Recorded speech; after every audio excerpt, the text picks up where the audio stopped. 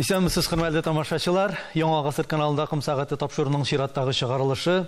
Бүген студиябызның кунагы Казанның Адымнар полилингваль комплексы директоры, Татарстан Дәүләт Советы депутаты, педагог Айдар Шәмсетдинов. Айдар әфәнде, исәнмесез? Исәнмесез, хәерле көннәр. Айдар әфәнде, халык арасында элек-электән шундый бер мәзәк йөри. Берәүдән кем булыр идең дип сорагашыннан кыш көне агроном, җәен укытучы булыр идем дип җавап биргән ди. Хәзерге заман укытучыларының җәйге каникулларда ял итәргә вакыты элеккегечә каламы, әллә юкмы? Бәлкем укытучының вакыты бардыр инде ял итәр өчен. Мәктәп җитәкчесенең ял иткән вакытта да эше дәвам итә. Шуңа күрә һәр вакытта инде ул бит тыгыз. Безнең дә күп телле комплексыбызны күз алдына китерсәк, ул 4000-гә якын бала, 600-дән артык хезмәткәр. Шуңа күрә монда даими рәвештә көн сайын туган йөзләгән мәсьәлә. Ягъни бу зур организмның эшчәнлеген тәэмин итәр өчен ел әйләнәсендә эшләргә кирәк. Бер туктаусыз. Бер туктаусыз. Бер туктаусыз. Әйтеп киттегез, менә 4000-гә якын укучы. Тамашачыларга да бер искәртеп узарга кирәк.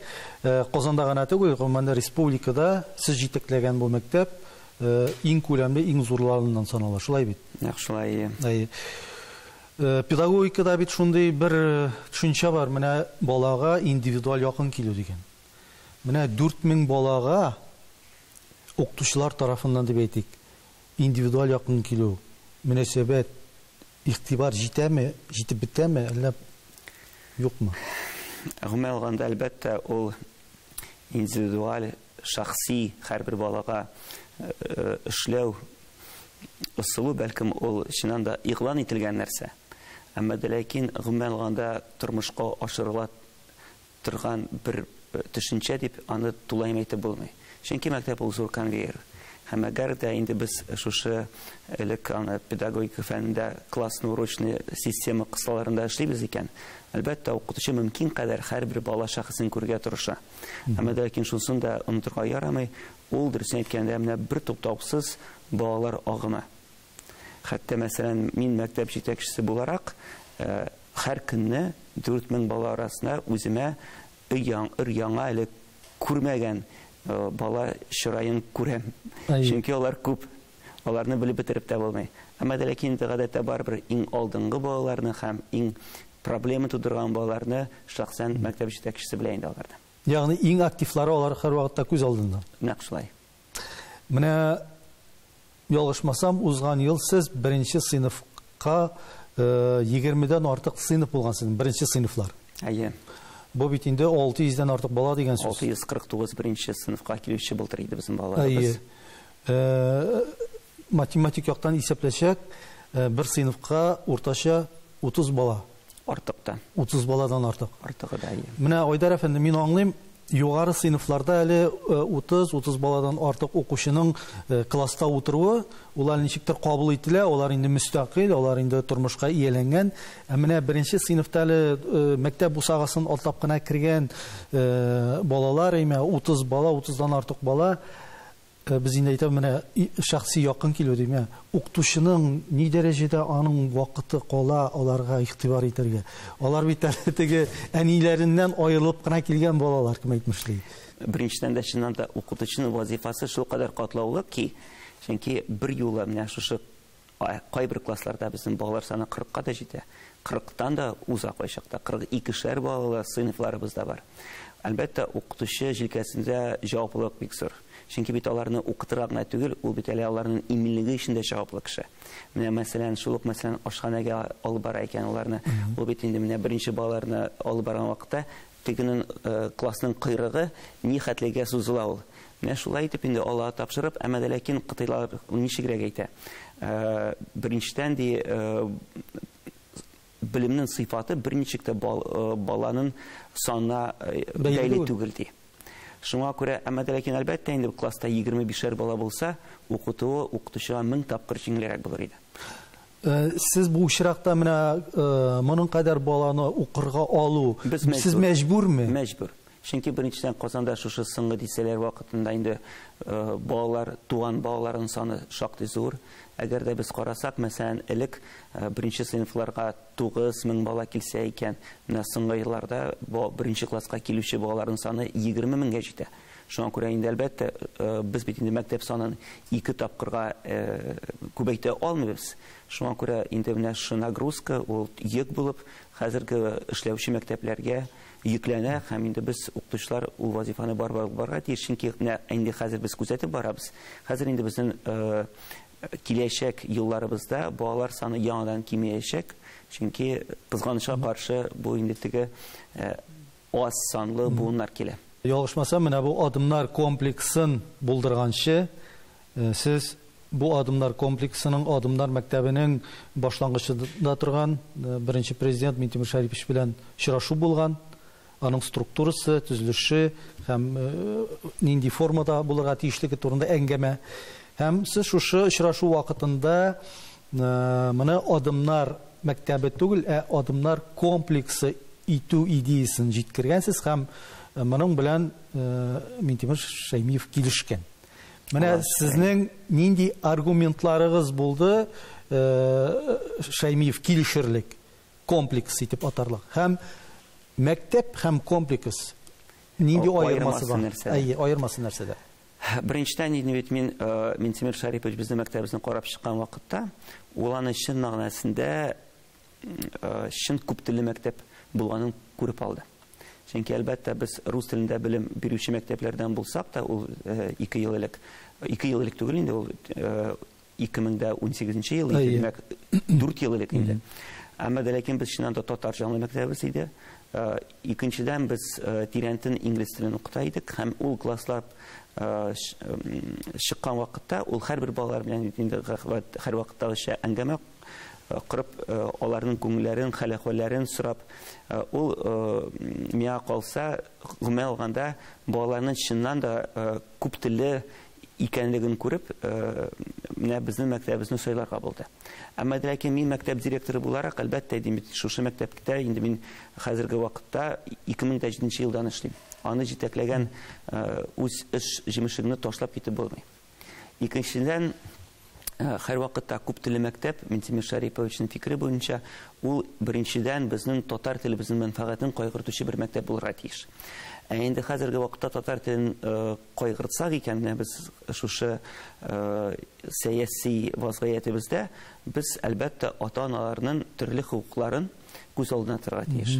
Аларның сайлау мөмкинлеге булырга тиеш. Һәм инде комплекс булганда без беренче класска алып килүче ата-аналарга беренчедән үк сразу һәр вакыттагыча сайлау мөмкинлеген бирәбез. Безнең гомумән алганда 2 мәгариф траекториябыз бар. Беренчедән күп телле, ул татар телендә белем бирүче траектория, шулай ук тирәнтен инглиз телен өйрәнүче, һәм дә әгәр дә инде бала ата-ана теләми икән, аның рус теленә дә алу мөмкинлеге бар, шулай ук тирәнтен инглиз теле, анда әгәр дә инде бала өчен татар теле туган теле булса, ул аны туган теле итеп өйрәнә, әгәр дә ул рус милләтеннән булса, башка милләтләрдән булса, ул инде аны дәүләт теле булып өйрәнә. Шуңа күрә менә шушы мөмкинлекләр тудырган вакытта без менә шушы катлаулы сәясәт вазгыятеннән ничектер котыла алдык. Чөнки без беренчедән ата-аналарга сайлау мөмкинлеген чыннан да бирәбез. Әгәр дә гомуми караганда, мәсәлән, сезнең комплекста укучы балалар максималь рәвештә мәктәпне бетергәндә 4 тел белеп чыгарга мөмкин. Шулаймы? Мәсәлән, татар теле, рус теле, инглиз теле һәм тагын бер чит тел. Өстәмә чит тел бар. Менә мин уйлап карыйм да, әйтәм, хәтта чит телдән белем бирүче югары уку йортларында да моның кадәр нәрсә дип әйтим инде, мөмкинлек һәм моның кадәр планка куймыйлар. Дөресен генә ул бит инде заманат таләбе. Менә әгәр дә без мәсәлән шул ук Европа кысаларында булган тел портфолионы алсак, хәзерге вакытта яшь Европа яшәүчесе ул шулай кименнән 4 тел белергә тиештә. Укучылар ни дәрәҗәдә әзер дип әйтик, алар бу егәрлекне күтәрә алырлыкмы алар? Ну, беренчедән инде әлбәттә без микрорайон балаларын бөтенләсен алабыз, калганнарны барыбер сойлап алабыз. Җанлы сәләтенә карап. Тел өйрәнү ул гаҗәеп катлаулы нәрсә. Һәм әлбәттә инде ул бала тарафынан беренчедән аны ниндер дә булса гакыл сәләте булырга тиеш. Икенчедән ул бит инде һәр вакытта менә телне өйрәнгән вакытта без бер туктаусыз эшләргә дә әзер булырга тиеш. Чөнки ул бит инде тарихта түгел, география түгел, аны даими рәвештә өйрәнеп бармасан, системалы белем бер кайчан да булмаячак. Телне өйрәнү бер нәрсә Айдар әфәнде. Мен ялгышмасам, сезнең мәктәптә бит башка фәннәрне чит телдә укыту да каралган. Ул анысы белән аерылып та тора. Монда бит мәсәлән әле бит беренче сыйныфка кергән бала, мәсәлән әле ул инглиз теленнән бернинди әзерлеге булмаган бала, ничәнчедер сыйныфта инде башка фәннәрне инглиз телендә укый башларлык дәрәҗәдә булырга тиеш. Нәкъ шулай. Ул бит менә әгәр дә без булай карап алсак, безнең Татарстан Җумһуриятебездә һәрбер мәктәп киминнән 3 тел укыта.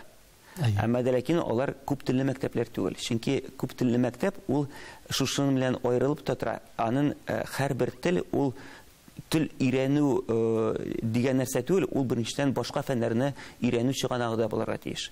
Һәм әгәр дә без инде менә шулай итеп чит телгә, татар телебезгә карасак, бары тик шул очракта гына тел өйрәнүнең мәгънәсе бар. Менә бу очракта укытучылар коллективы дип әйтәгән, пед коллектив, алар ни дәрәҗәдә башка фәннәрне чит телдә укытырга әзер? Кадрлар мәсьәләсе. Ул кадрларны туплау үзе бер авыр мәсьәлә, чөнки әгәр дә инде безнең университеттан тамамлаучы яшь укытучыларыбыз килә дә, әле алар бөтенесе дипломда математика һәм инглиз теле белгече буларак, ул әле бөтенләй математиканы инглиз телендә укыта алырлык дигән укытучы түгел. Монда без инде әлбәттә бик техничегрәк игътибар белән, зур диккать белән һәрберсен сөйләп алырга мәҗбүр. Чөнки ул беренчедән бит инде әгәр дә ул фәнне инглиз телендә, татар телендә укытса икән, ул шушы телдә саф итеп әдәби телендә сөйләшергә дә тиешле дәрәҗәдә булырга тиеш аның белеме. Әгәр дә ул белем юк икән, аның теге ватык җимерек инглиз телендә укытудан бернинди файда юк. Ул бары тик зыянны алып киләчәк балага. Менә сез инде әйтеп киттегез, бүгенге көндә безнең чит тел укытылмаган мәктәпләр юк диярлек имен. Бәлки авыл җирләрендә бардыр. Әле алай гына да түгел, берничә чит тел укыталар мәктәпләрдә. Әмма ләкин чыгарылышта балаларның күпчелеге чит телне белми дәрәҗәсендә. Дөресен генә әйткәндә. Сүзлек белән тәрҗемә итеп сөйләшү дәрәҗәсендә генә дип әйтик инде. Әйме. Менә бу нәрсәдән шулай килә? Мотивация юкмы укучыларда? Укытучыларның әзерлеге җитми, сәбәп нәрсәдә? Әллә бөтен кешедә дә сез әйттегез, телне өйрәнү ул сәләте җитмиме? Беренчедән инде монда тел укытуга без аның тарихына карасак, беренчедән чыннан да без барыбыз да совет чоры балалары, ул дөресен әйткәндә яшь совет ватандашы чит телен белергә тиеш дигән максат куйылмый иде. Чөнки безнең төп максатыбыз графада знание языком со словарем дигән төшенчә булырга тиеш. Хәзерге вакытта әлбәттә инде без күптәннән ул вазгыятьне үзгәрттек һәм гомумән алганда совет чорыбызда да тирәнтен телне өйрәнүче мәктәпләр алар белемне нык бирәләр иде. Чөнки чит телне өйрәнгән вакытта аны атнага 3 сәгать итеп өйрәнеп булмый.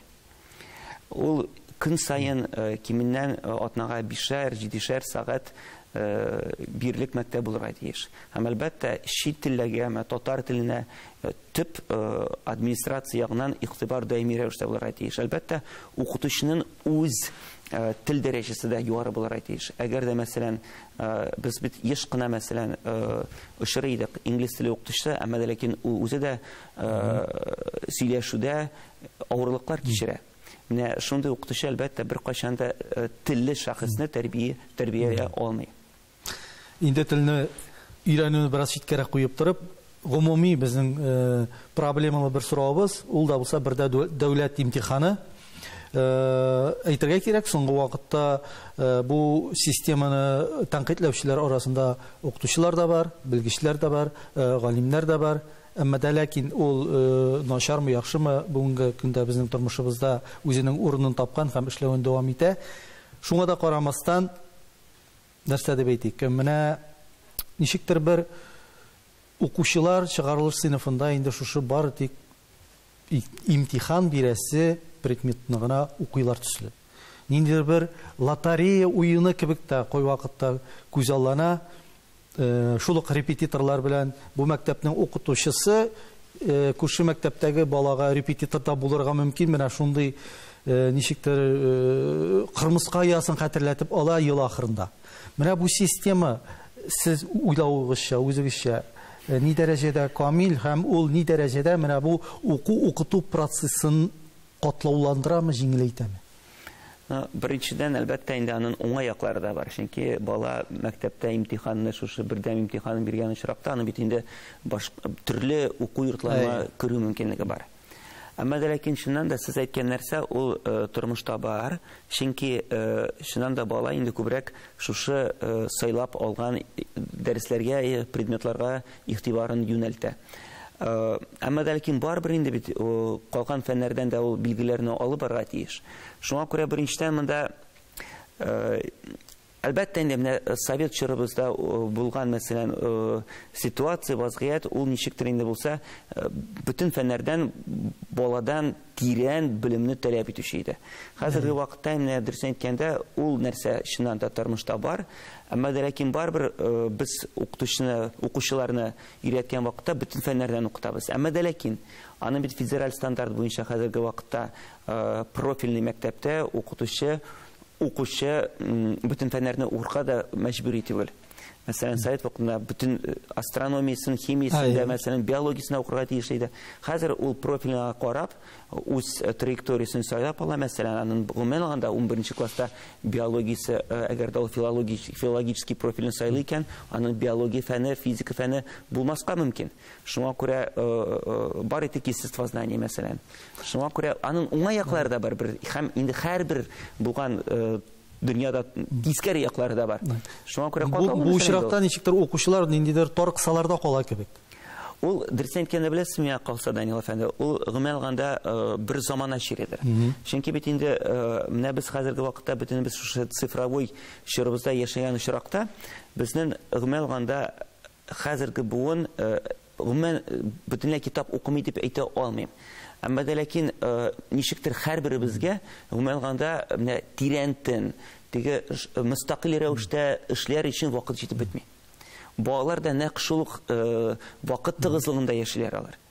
Менә клиповое мышление, клиповый нәрсә, алар өчен барлыкта бар. Һәм ул дөресен әйткәндә яхшы да түгел. Менә еш кына мәсәлән яшь укытучылар һәрбер мәктәпкә кабул иткән укытучы белән мин гадәттә үзем әңгәмә корам.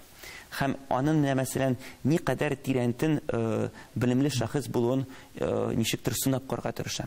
Әмма ләкин без мәсәлән укыган вакытта инде педагогика фәне, мәсәлән история педагогика, анда төрле дидактика төшенчәләре, алар безнең башыбызга ничектер кирип калгачы. Хәзерге балалар кызганычка каршы яшь студентлар, алар хәбәрдәр түгел.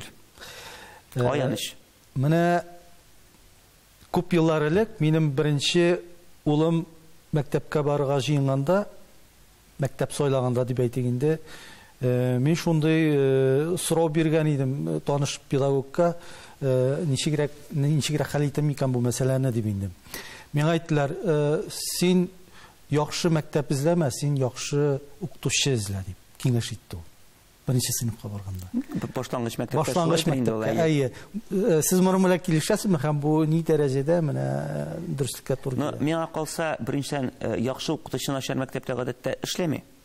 Икенчедән, әгәр дә укытучы яхшы икән һәм әгәр дә ул шул кадәр олы шәхес була икән, аның хәтта мәктәпнең вазгыятен үзгәртү сәләте дә бар.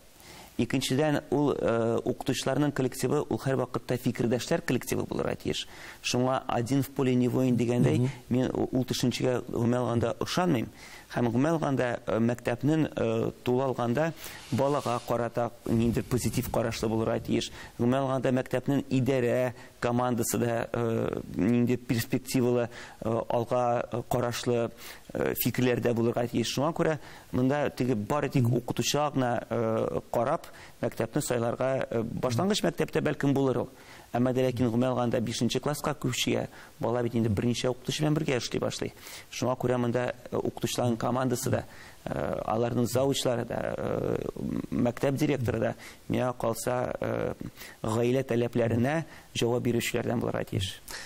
Әгәр дә без тарихка күз салсак, әле моннан нибары 30 еллар элек, 90нчы еллар башында узган гасырның мәктәпләрдә шундый күренеш барлыкка килә башлады. Илдәге вазгыять белән, икътисади кыенлыклар белән ир-ат укытучылар мәктәпләрдән китә башлады. Менә бу тенденция дип әйтик, моның кайтавазы бүгендә аның әле эзләре бар, чөнки без әле әйтә алмыйбыз, мәктәпләрдә безнең барбер ир-ат укытучыларыбыз хатын-кызларга караганда күпкә кимерәк. Менә сез ничек уйлыйсыз? Сезнең менә мәктәптә, сезнең адымнар комплексында бу мәсьәлә ни дәрәҗәдә кискен тора? Ул дөресен әйткәндә, монда яшьләрнең батырын түгел, гомумән алганда мәктәпкә хәзерге вакытта укытучыны җәлеп итү бик авыр мәсьәлә. Чөнки менә без җинсенә карамастанмы? Җинсенә дә карамастан. Гомумән алганда мәктәптә эшләргә әзер торучылар бик аз. Һәм мәктәп директорлары, мәсәлән, алар һәрвакыт һәм гомумән алганда безнең менә ачык вакансиялар юк икән, әмма дә ләкин улары безнең кадр мәсьәләсе хәл ителгән дигән сүз түгел. Чөнки укытучыларның күбесе хәзерге вакытта беренчедән эш хаклары зур булмау сәбәпле алар 2 ставкалы барга тиешләр. Һәм дә хәтта 40 сәгатьтән артык алып баручы укытучыларның саны да бик күп. Монда әлбәттә инде дәүләт күләмендә ниндидер җитди беренчедән эш хакы карарлары кабул ителергә тиеш. Чөнки хәзерге вакытта әгәр дә инде безнең яшь буыныбызны сәләтле укытучыларның буыны укытмый икән, ул инде миңа калса илебезнең киләчәгендә ниндидер куркынычка калдыра. Шуңа күрә монда инде ир кешеләргә кагылсак, менә гомумән алганда безнең комплексыбыз буенча 10%-ка якын укытучыларның 10% ир-атлар эшли. Ничегрәк, ул һәр вакытта бит индивидуаль эш. Ул беренчедән, мәсәлән, без мәктәпнең идарә итүчеләрдән һәр вакытта, мәсәлән, федераль университетның чыгарылыш имтиханнарда катнашабыз. Аларны сайлап алабыз. Ничектер мөмкин кадәр аларны кызыклы сәгатьләр белән, внебюджетный өстәмә түләүләр белән ничектер кызыксындырырга тырышабыз. Әмма дә ләкин ул һәр вакытта менә шундый индивидуальный шәхси эш. Чөнки шуннан да, гомумән алганда безгә гадәттә мәктәпкә яшь кадр килә икән, ул инде бездә кала. Китүчеләр юк. Ә менә ир-атларның җитмәве дип әйтик, педагогик коллективка, мәктәпкә тәэсире нәрсәдә аның менә? Ул бит инде күзгә күренми бер карасаң. Икенче яктан ул ничәдер еллар тәрбияләп буыннар чыгарганнан соң аның проблемасы чыгарга мөмкинме? Беренчедән, ул чыннан да бар нәрсә. Әмма дә ләкин шунысын да әйтергә кирәк, гомумән алганда укытучы эше ул ничектер дә ул мин бөтенләй аны хатын-кыз эше дип әйтә алмыйм. Әмма дә ләкин аның бик күп кагаз эше дә бар. Аның планнары бар. Гомумән алганда ир кешегә ул нәрсәләрне алып бару ул авыррак. Шуңа күрә беренчедән ул ничектер менә табигый нәрсә, шуңа күрә әгәр дә инде мәсәлән сәләтле яшь ир килә икән, без аны ничектер менә идарә өлкәсендә үстергә тырышабыз.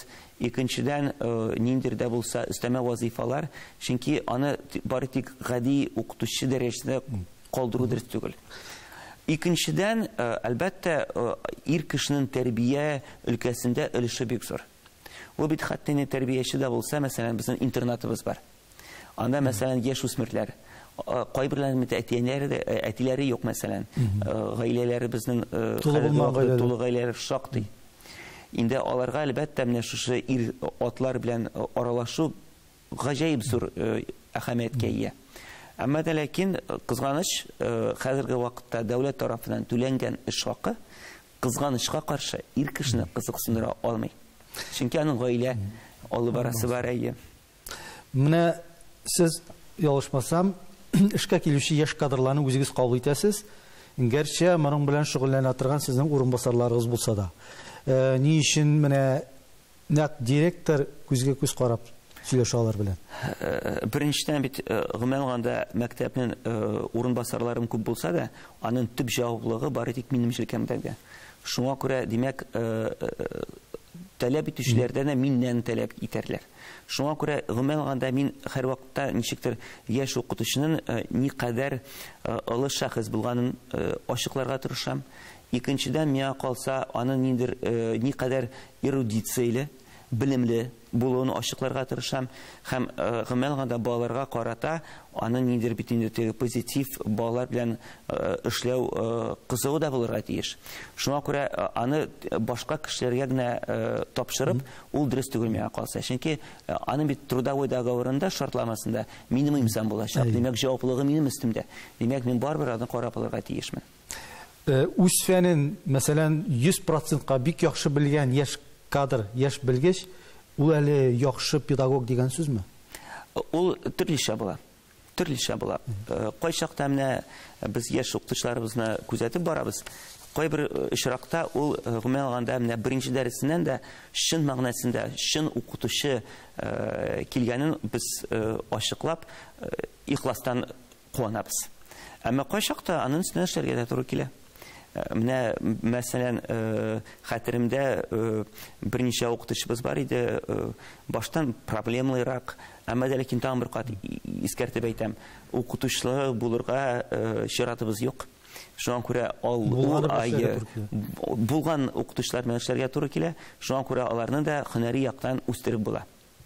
Сез инде әйтеп үттегез, менә кагаз эше дип, шуннан да укытучыларның иң күп зарланган тармагы дип әйтергә кирәк. Менә шушы административ эш, отчетлар, кагаз эше, ялгышмасам, 10 пункттан артып китә, ниндидер анда документлар исемлеге, отчетлар исемлеге име. Менә быел җәйге чорда яңа закон чыгарга тиеш иде булса кирәк, менә шушы кагаз эшен киметү буенча. Булдымы ул, юкмы, алга китеш бармы? Тормышка ашырыла миңа калса, әмма ләкин ул бит отчетлардан түгел. Аның бит укытучының башка нәрсәсе дә бик күп. Мәсәлән, һәрбер дәрескә, әгәр дә син дәресне югары сыйфатта укытасың килә икән, аңа әзерләнергә кирәк. Димәк, ул барыбер аның дәресен планын әзерли. Димәк, бер дәрес укытыр өчен киминнән дәрескә әзерләнү сәгате дә 1 сәгать вакыт кирәк. Икенчедән, аның дәфтәр эше бар. Аңу бит дәфтәрләрне карап торырга тиеш. Шуңа күрә әле аның класс белән эшләргә дә вакыты калырга тиеш. Шуңа күрә гомумән алганда укытучыны без кагаз эшеннән азат иттек дип шулай итеп игълан итәргә ярамый. Аның барбер эше күп һәм ул гомумән алганда шул кагаз эшсез дә аны эшен күз алдына китереп булмый. Чөнки там бер кат әйтәм, әгәр дә укытучы дәресенә әзерләнмичә килбә икән, аның сыйфаты төшә. Бүгенге көндә укытучы ни дәрәҗәдә якланган? Менә ни өчен мин бу сорауны бирәм? Чөнки әгәр дә менә без совет чоры белән генә чагыштырсак, бүген балага кул белән кагылу түгел, хәтта тавышны күтәрергә дә ярамый. Укытучы ни дәрәҗәдә якланган бу очракта? Безнең хәзер хәтта мәгариф законыбызда да теге төшенчәбез бар иде, образовательная услуга. Аны алып ташладылар инде хәзер образовательный программаны төшенчә безне керттеләр законга. Әмма ләкин менә шундый теге үзем башкармасам да укытучыдан таләп итим сораучылар хәзерге вакытта күп. Ул менә ничектер элек бит инде укытучыга карата олы ихтирам җәмгыять тарафынан да иде. Хәзерге вакытта әлбәттә гомумән алганда укытучылар ешна шуны әйтә. Иң катлаулысы балалар белән эшләү түгел, ата-аналар белән эшләү. Менә Айдар әфәнде, без бит инде мәсәлән теш табибына барабыз икән, аны бит инде тешне ничек итеп даваларга, тешне ничек итеп суырып алырга икән өйрәтеп утырмыйбыз. Без тулысынча аңа ышанабыз. Бу очракта кайбер ата-аналар, димәк, укытучыга һәм укыту процессына ниндидер ышанмаулар килеп чыга. Ышанычсызлык белдерәләр. Нәрсәдән килеп чыга бу? Әллә без ата-аналарны күбрәк менә бу системага бик кертеп җибәрдекме? Менә нәрсә әйтәсегез килсә, ничек фикерегез бар, шулай эшләгез дигән мәгънәдә. Күп ирек бирдек ата-аналарга. Мин дөресәйткәндә шушы системага ата-аналардан кертүдән гомумән алганда каршы түгел. алар киресенчә мәктәп тормышында мөмкин кадәр катнашырга тиеш. Һәм мәктәп тормышында катнашкан очракта аларның киресенчә укытучыларга карата да, мәктәп эшенә карата да фикерләре үзгәрә. Һәм аларда ниндидер хезмәттәшлек теләге туа. Ә менә киресенчә ата-аналарны мәктәптән читләшкән саен менә шушы кыенлыклар туа бара. Шуңа күрә без безнең мәктәбебездә гомумән алганда родительский патруль дигән нәрсә бар. Ата-аналар волонтер буларак көн дәверендә киләләр, дежур торалар, карыйлар, уку-укыту процессы ничегрәк оештырылганын, мәсәлән, шул ук ашханәләрдә сыйфат ни хәтле булуын тикшереп баралар. Һәм гомумән алганда балалар һәм укытучыларның эшләрен күзәтеп торулары аларның дөрес. Чөнки алар үз аралашалар. Һәм мәктәптә булган ул позиция башка ата-аналарга да җиткерелә. Димәк, мин сезне дөрес аңласам, димәк, мәктәп эшенә күбрәк җәлеп ителгән ата-аналарга караганда, мәктәп эшеннән читләшкән ата-аналарның давалары күбрәк. Нәкъ шулай. Икенчедән, монда бит инде еш кына гади кеше ничегрәк саный ул бит. Әлбәттә, медицина фәне катлаулы ул. Әмма ләкин тәрбия эшендә безнең һәрбер шәхесебез, ватандашларыбыз үзен бер белгеч дип саный. Шуңа күрә менә һәрберсенең акыл сатып башкаларны да өйрәтәсе килә. Шуңа күрә шундый нәрсәләрдән дә күп. Икенчедән, ата-ана һәр вакытта ул бит бары тик үз баласына күрә. Үз баласын һәр вакытта якларга әзер. Әмма ләкин без коллектив белән эшләгән вакытта укытучы ул бит шушы балалар коллективында һәрбер бала тотышын күрә. Ә инде гадәти ата ул никадәр хәтта класс эчендәге булган мөнәсәбәтләр никадәр катлаулы булганын уларны хәтта аңлап бетерә дә алмый. Шуңа күрә киләләр, дәгъвалары булса да без аларга барсын аңлатабыз һәм гомумән алганда әле бер канәгатьсез китүче ата-ана бездә юк. Барбер уртак тел табу була һәрберсе белән.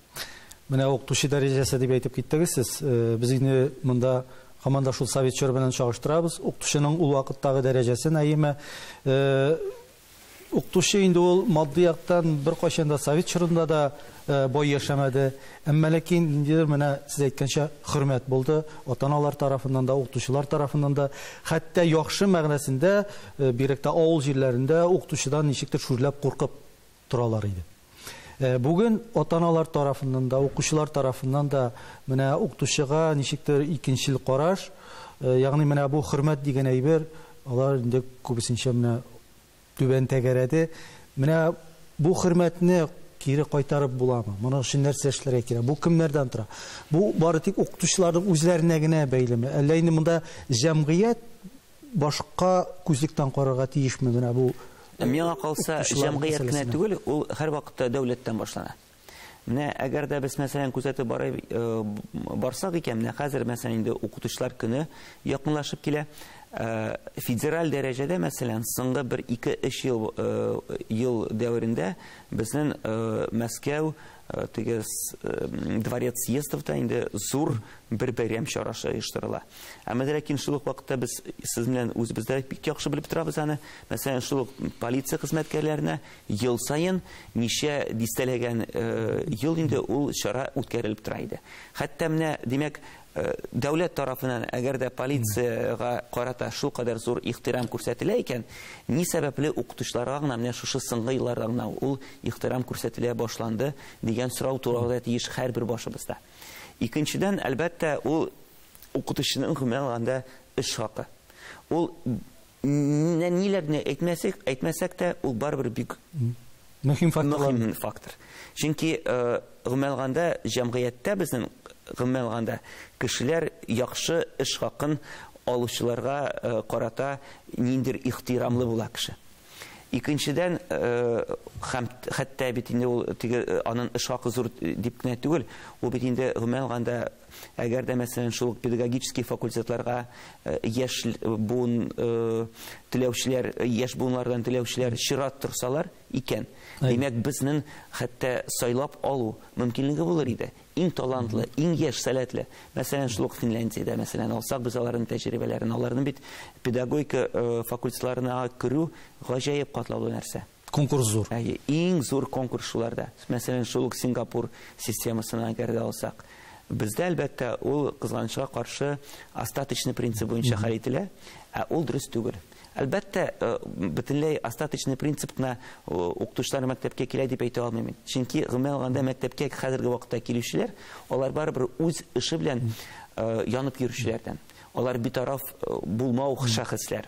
Чөнки башкача мәктәптә хәзерге вакытта эшләп булмый. Ягъни призвание дигән сүз бар бит. Мәсәлән, ул теге аның инде күңеленә, геннарына салынган шушы хезмәт. Ул гомумән алганда мин еш кына да әйтеп үземә кайчакта сорау бирәм инде. Менә мәсәлән, Алла Тәгалә тарафыннан барыбер безгә, һәрберебезгә төрле сәләт бирелгән. Һәм ел сайын яшь талантлы укытучылар килүгә мин дим, Аллага шөкер. Димәк, Алла Тәгалә яңадан кемнеңдер башына, калбинә мөгаллимлек һөнәрен яңадан урнаштырды. Димәк, барыбер иншалла тормыш дәвам итәчәк. Өметсез түгел шул. Бүгенге көндә мәгариф тармагында күп төрле конкурслар үткәрелеп киленә. Ул булмасын, иң яхшы мәктәп, иң яхшы укытучы, иң яхшы үзенең фәнен белүче һәм башкалар. Әйтегез әле, менә бу конкурслар ни дәрәҗәдә мәктәптә, әйтик, укыту сыйфатына тәэсир итә, күтәрәме уларның сыйфатын? Әллә инде ничарадан бишара дигән кебек, ул бары тик мәктәпнең бер рейтингын күрсәтер өчен генә кирәкме? Миңа калса, монда бит инде конкурсларның ике төрлесе бар. Безнекеләр, алар укытучыларга, мәктәп директорларына кагышлы, димәк, ул менә шушы һөнәри конкурслар. Алар миңа калса бик кирәк нәрсә. Чөнки гомумән алганда укытучының һөнәри яктан үсеше барлык тик башка хезмәттәшләре белән аралашкан арада гына, вакытта гына барлыкка килә. Башкача аның һөнәри яктан үсешен берничә дә булдыра мөмкин түгел. Менә үзем дә мин, мәсәлән, 16 елда федерация күләмендә ел директоры конкурсына катнашкан шәхес. Һәм миңа калса, менә ул конкурс нәтиҗәсендә мин әлбәттә һөнәри яктан шактый бай идем. Һәм иң кызыгы, менә ул конкурс вакытында булган элемтәләр алар хәзерге вакытта да дәвам итә. Һәм без ул төрле Россия мәктәпләре белән хәзерге вакытта да хезмәттәшлек итәбез. Димәк, ул кирәк нәрсә. Гомумән алганда укытучыга да, мәсәлән, 2002 елда, мәсәлән, мин яшь инглиз теле укытучысы буларак, үзем дә Казан күләмендә шушы укытучылар бәйгесендә катнашкан шәхес идем. Һәм дә миңа калса, ул минем өчен дә ниндидер зур үттергеч булды.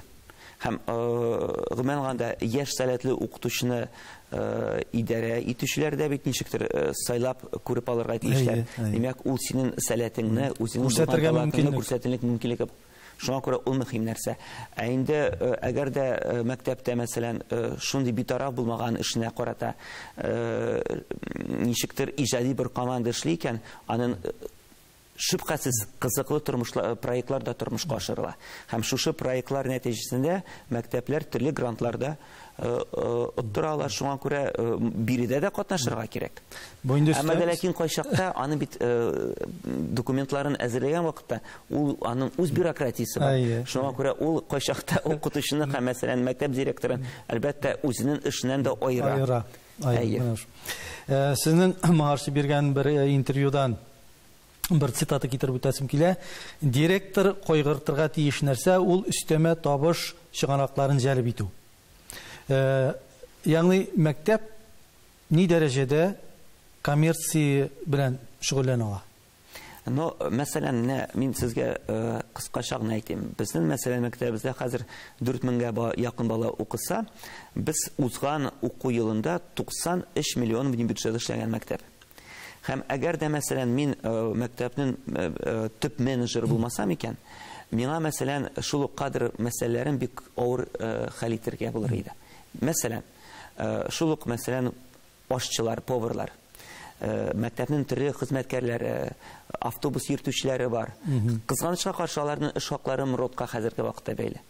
МРОТка эшләргә әзер торучылар, менә бөтен кеше ишетсә дә, мин аны ачык әйтәм, теләүчеләр юк. Димәк, ул суммага килмиләр. Бер кеше дә килмәячәк. Инде Казан шартларында аеруча килмәячәкләр. Шуңа күрә мәсәлән шул поварларны менә безнең кичәгенә Айрат Ринатович Зарипов килгән иде, комитетыбызның рәисе, карап чыккан иде мәктәп ашханабызны. Һәм бер юлы ялгышмасам 9 итле блюданың санап чыкты ул. Менә шушы поварларның никадәр югары дәрәҗәдә эшләвен күреп, әлбәттә без ай сайын аларга өстәмә внебюджет зарплатабызны, эш хакыбызны түләмәсәк икән, алар бездә дә эшләмәс иде. Шулай ук укытучыларның, алар бит хәзерге вакытта әлбәттә внебюджетный нәрсәләрне сәгатьләрне алып барган вакытта аларның өстәмә эш көне озыная дигән сүз. Әмма дә ләкин шул внебюджетный сәгатьләр өчен без акчаны күбрәк түлибез. Һәм аның өстәмә кереме булган чиракта ул үз матди булган проблемаларын хәл итә димәк. Димәк, аңа яшәргә мөмкинлек бирәбез икән, ул инде мәктәп җитәкчесенә дә зур ниндер позитивный нәрсә дигән тора булыр. Шуңа күрә ансыз булмый. Әмма дә ләкин шунысын да әйтергә кирәк.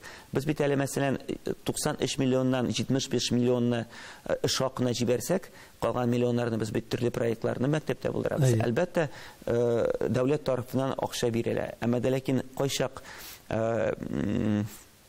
өстәмә акча булудан бернинди зыяны, зарары юк.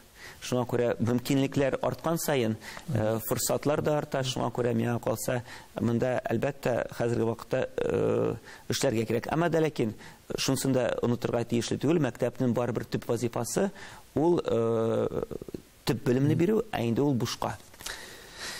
Менә төп вазифа дигәннән, әле 165-нче мәктәптә директор булып эшләгән чорыгызда сез әйткән булгансыз, укучыларда иң беренче чиратта әхлакый кыйммәтләрне булдыру максатын куябыз. Менә бу максат бүгендә үзгәрешсезме? Беренче урында. Гомумән үзгәрешсез. Иң кызыгы бит инде хәзерге вакытта дәүләт тарафыннан да ниһаять моның аңлайышы килде. Хәзерге вакытта без барыбыз да күзәтеп торабыз, федераль тарафыннан разговоры о важном дигән нәрсә тормышка ашырыла. Без мәсәлән шушы полингвальный мәктәбебезнең концепциясын язган вакытта безнең һәрбер балабызның атнага 1 сәгать философия согласия дигән предметыбыз бар. Ул класс дәрестән тыш внеурочка сәгатьләрендә үткәрелә. Һәм без мөмкин кадәр менә шушы әхлак төшенчәләрен балаларда тәрбияләргә тырышабыз инде. Чөнки башкача булмый. Әхлак дигәннән бүгенге көндә бит хәзер безнең Россия масштабында балалар һәм яшүсмерләрнең оешмасын булдыру турында сүз бара, һәм хәрәкәтләр дә башланды инде. Бу эш белән безнең Россия яшьләр комитеты шөгыльләнә булса кирәк. Төп максат патриотик тәрбия диләр. Менә сезнең карашыгыз патриотик тәрбиягә ул нинди булырга тиеш? Патриотик тәрбия. Менә мин дөресен әйткәндә һәр вакытта актив лозунглардан куркып торам. Ни сәбәпле? Чөнки ягъни ура патриотизм. Ура патриотизм булырга тиеш түгел монда. Беренчедән, әлбәттә Рәсәй дәрәҗәсендә мәсәлән бердәм ниндер балаларның хәрәкәтен булдыру бәлкем ул дөрестә. Әмма дә ләкин монда бит инде без идеологияның перегибларын бик яхшы беләбез, совет чорыбызда да булган. Һәм без барыбер һәр вакытта мөстәкыйль шәхесне тәрбияләргә тиеш.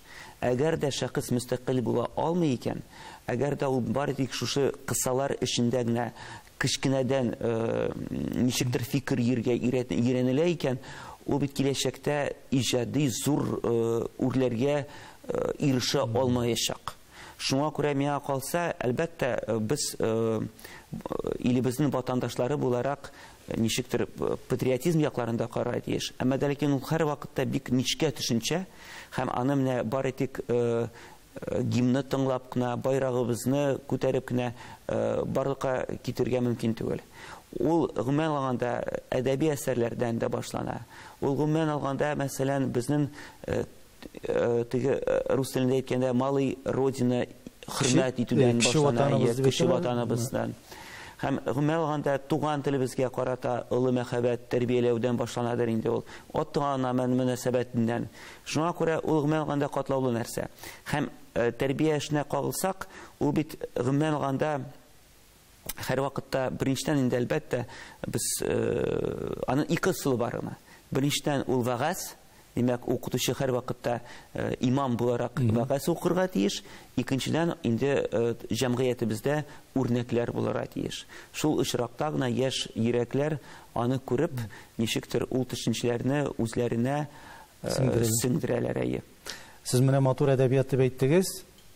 Бу очракта менә сез бит турдан-тур матур әдәбиятка белән кагылышлы мәсьәләләрне хәл иткән кеше. Тукайны, Такташны татар теленнән турдан-туры инглиз теленә тәрҗемә иткәнсез. Шулай бит, ялгышмасам, Мәдинә пьесасы Илгиз Зәйниевның, ул бит шигъри драма әсәре. Аны да тәрҗемә иткәнсез. Менә бу эшләргә, бу иҗатка сезне нәрсә әйтәрдә, ничек килеп кердегез? Чөнки бит проза әсәрен тәрҗемә итү ул бер нәрсә. Шигырьне тәрҗемә итер өчен бит кеше дә үзенең күңеле белән инде шагыйрь булырга тиештер. Менә дөресен әйткәндә инде шагыйрь сәләте, менә үзем шагыйрь буларак мин беренчедә була алмадым һәм бер кайчан да үз шагыйрьләремне язганым да юк. Әмма дә ләкин кеше шагыйрьләрен инглиз теленә ничектер матур итеп әдәби телендә тәрҗемә сәләте миндә бар. Әмма дә ләкин ул һәр вакытта бик катлаулы төшенчә. Аны мәсәлән шул ук Тукайның Су анасын тәрҗемә иткән вакытта ул бит беләсез ничегрәк, ул чыннан да илһамны көтәсен.